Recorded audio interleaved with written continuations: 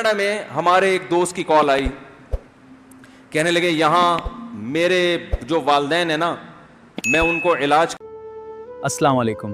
زندگی کی اس بھاگ دوڑ میں کیا آپ کا دل بھی تھوڑا سکون ڈھونڈ رہا ہے؟ ایسی ہی روزانہ ہدایت کے لیے ویڈیو کو لائک, شیئر اور چینل کو سبسکرائب کریں. چلیے مل کر سنتے ہیں. کے لیے کینیڈا لے کر آ رہا ہوں کیونکہ یہاں علاج بہت اچھا ہے, بوڑھوں کی بڑی کیئرنگ ہوتی ہے. بات سمجھ میں آ رہی ہے؟ بھائی گھڑی رکھو سامنے یار. بوڑھوں کی کیا ہوتی ہے؟ بڑا اچھا سلوک کیا جاتا ہے بوڑھوں کے ساتھ.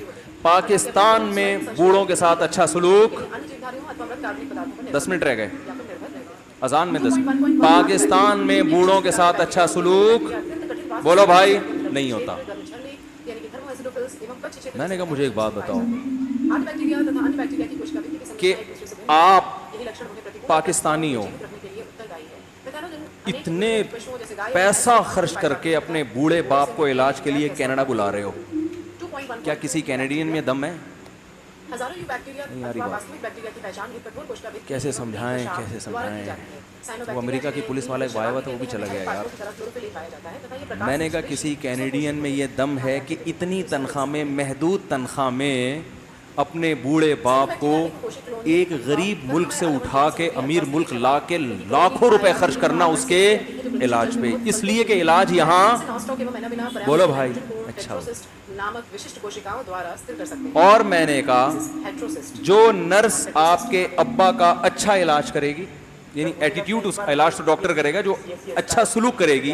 آپ کو پتہ ہے یہاں نرسیں بوڑھوں کے ساتھ اچھا سلوک نہیں کرتی.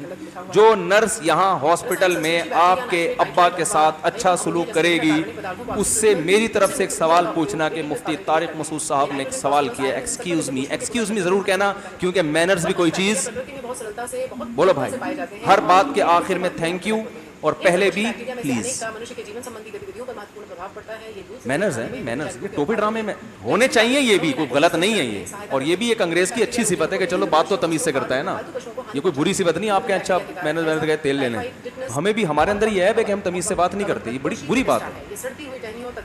تو لیکن اتنے سارے مینرز لگا کے بھی نا بھائی ہم پھر بھی ان سے, ہمارا پاکستانی کینیڈین اپنے ابا کو علاج کے لیے کہاں لے کے جا رہا ہے, بھولا نہیں ہے وہ ابا کو.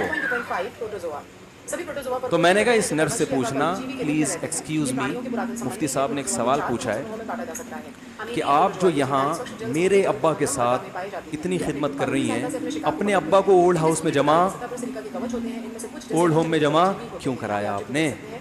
پہلے تو اپنے ابا کا حق ہے, دوسرے ابا بعد میں. تو آپ کو چاہیے جاب چھوڑو, گھر میں جا کے اپنے ابا کو گھر میں رکھو. وہ کہہ سکتی ہے کہ اولڈ ہوم میں وہ زیادہ سیو ہیں, زیادہ ان کا خیال رکھا جا رہا ہے. اور بھائی بوڑھے کو سب سے پہلے وحشت دور کرنے کی ضرورت ہوتی ہے کہ بڑھاپے میں اس کے ساتھ کوئی آ کے اس کی سنا کرے, اس کے ساتھ بیٹھا کرے. اس کی اہمیت اور ضرورت بڑھاپے میں بڑھ جاتی ہے. تبھی تو اللہ نے قرآن میں جہاں اولاد کو نعمت قرار دیا, پوتوں نواسوں کو بھی نعمت قرار دیا ہے کہ بڑھاپے میں وہ بھی آپ کی تنہائی دور کرتے ہیں. تو میں نے کہا اس سے جا کے پوچھنا, اگر وہ اپنے ابا کو بھی فری پھوکٹ میں اتنا اچھا سلوک کر رہی ہے, کینیڈا کے لوگ ہم سے زیادہ اچھے ہوتے ہیں مان لوں گا, میں نے کہا ان کی فضیلت پر ایک بیان کروں گا. اور یہاں جو نرس آپ کے ابا کے ساتھ اچھا سلوک نہیں کر رہی تھی, جس کی وجہ سے آپ اس کو وہاں لے کر گئے ہیں, اس سے پوچھو جتنا گندا سلوک میرے ابا کے ساتھ کرتی ہو, کیا گھر میں اپنے ابا کے ساتھ کو بھی ابا کو بھی ایسے ہی رکھا ہوا ہے؟ تو وہ کہے گی بھائی میں جاب ہی اسی لیے کر رہی ہوں تاکہ اپنے بوڑھے باپ کو کھلا سکوں, اولڈ ہوم میں جمع کرنے کی نوبت نہ آئے. میں نے کہا یہ نرس جنت میں جائے گی, وہ اتنا اچھا سلوک کرنے کے بعد بھی جنت میں نہیں جائے گی. کیسے سمجھائیں بھائی, میرے پاس اردو میں اس سے زیادہ اچھا سمجھانے کا کوئی طریقہ ہے. تو یہ موٹیویشن یہ جو مصنوعی موٹیویشن ہوتی ہے نا, اس کا یہ نتیجہ نکلتا ہے. خاندانی موٹیویشن وہ ہے جو کس نے کی ہے, قرآن نے. اور بھائی جنت ملے گی جنت. جابر بن عبداللہ رضی اللہ تعالی عنہ کی موت کا وقت آیا, رونے لگے. کسی نے پوچھا موت کے خوف سے رونے, فرمایا نہیں, خدا کی قسم نہیں. فرمایا شدید گرمی میں جو اللہ کے لیے روزے رکھتا تھا اور پیاس سے زبان خشک ہو جاتی تھی, وہ لذت اب ہمیشہ کے لیے, یعنی خدا کو راضی کرنے کا بھی تو ایک مزہ ہے نا, وہ مزہ اب ہمیشہ کے لیے کیا ہو رہا ہے, ختم. اتنی قربانی کہ شدید گرمی میں بھوک اور پیاس کو برداشت کر رہے ہیں, کیونکہ اللہ کا انٹروڈکشن کروا دیا رسول اللہ صلی اللہ علیہ وسلم نے کہ سب سے پہلے کون ہے, اللہ ہے, اور اس کا حق سب سے زیادہ, اور اس سے محبت کرنے کا حکم. تو اتنی محبت اللہ سے ہو گئی ہے کہ جنت کے مقابلے میں, وہ جنت کی نعمتوں کے مقابلے میں وہ بھوک اور پیاس کیا لگ رہی ہے, اچھی لگ رہی ہے. تو جس قوم میں یہ جذبہ پیدا ہو جائے میرے بھائی, وہ کیسی انسانیت کی خدمت کرے گی, وہ بے لوس ہو کے خدمت کریں گے کہ نہیں کریں گے, ان کو کوئی دنیا میں اس کا بدلہ نہیں چاہیے. تو سب سے بہترین موٹیویشن کس کی ہے, قرآن کی. آج ایک آدمی آیا اپنی بوڑھی والدہ کو لے کے, وہ والدہ بیچاری بیمار تھی, بوڑھی تھی. مجھے کہنے لگا میری والدہ ہیں بیچاری پریشان ہیں, اب ان کو وہم ہو گیا, ان پہ کوئی جادو تو نہیں ہو گیا ہے. میں نے اس کی والدہ کو دیکھا, بہت تکلیف میں تھی بیچاری, گھٹنوں کی تکلیف اور بڑھاپے کی تکلیف. تو میں نے اس نوجوان کو دیکھا, میں نے کہا یار آپ ان کی خدمت کر رہے ہو, کہہ رہے میں اکیلا ہی ہوں خدمت کرنے والا. میرے لیے نا اپنے جذبات پہ قابو رکھنا مشکل ہو. تو میں نے اس کے کندھے پہ ہاتھ رکھا.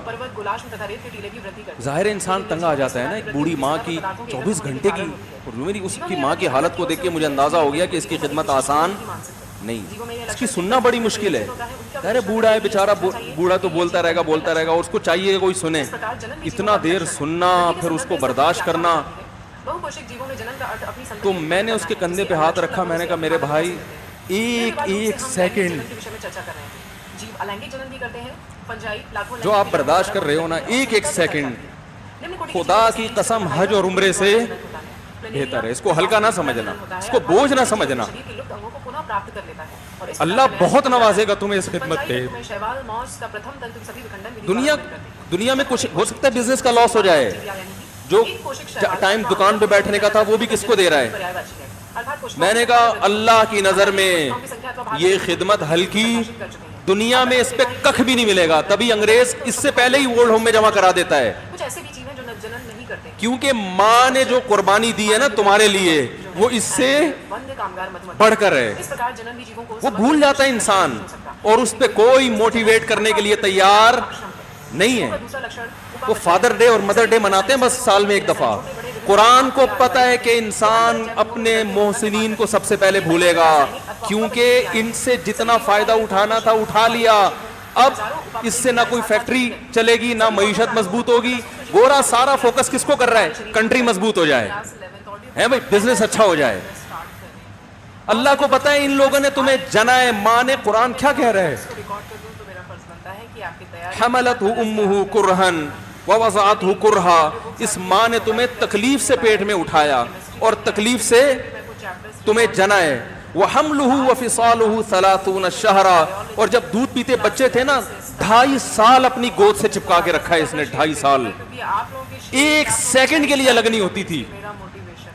اس وقت تمہاری معاشرے کو کوئی ضرورت نہیں تھی. بچے کا کوئی کردار ہوتا ہے, کسی کام کا نہیں ہے. پھینک کے چلی جاتی, کوئی پوچھنے والا نہیں تھا.